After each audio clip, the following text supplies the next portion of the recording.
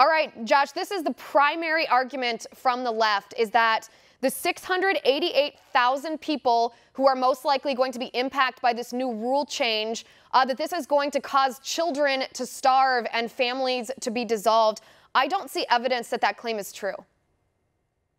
Well, that's probably because there is no evidence, Liz. Now, my boss likes to say that facts don't care about your feelings, which is obviously correct. But what I've noticed, Liz, over my years in this business already, at the tender age of 30, is that facts have an inherently conservative bias. Now, AOC, this is just a perfect example of the kind of outright lies, distortions, obfuscations, exaggerations, and just general mistruths that the left is routinely forced to resort to in order to present their narrative.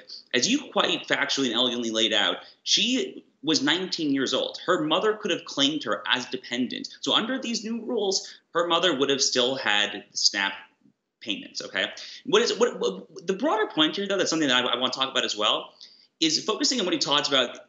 This was a Clinton-era law, okay? Yeah. This is a landmark Clinton-era law. It was not a small potato bill. It was one of the legislative landmarks of the entire Clinton presidency. And what's happening here, and we see this over and over again, Defense of Marriage Act, Glass-Steagall financial reform, the left in the year 2019, and really over the past 5 years in general, is engaged in a systemic breakdown, an extirpation of the roots out of the Clinton agenda. They are trying to move so far to the left over what the party stood for literally only 20 years ago. And then this is part and parcel part of that project, I believe. Right, right. And I would point up another thing, too, is this is not abolishing this program. This is, I mean, there are 36 million people in our country who are on SNAP benefits.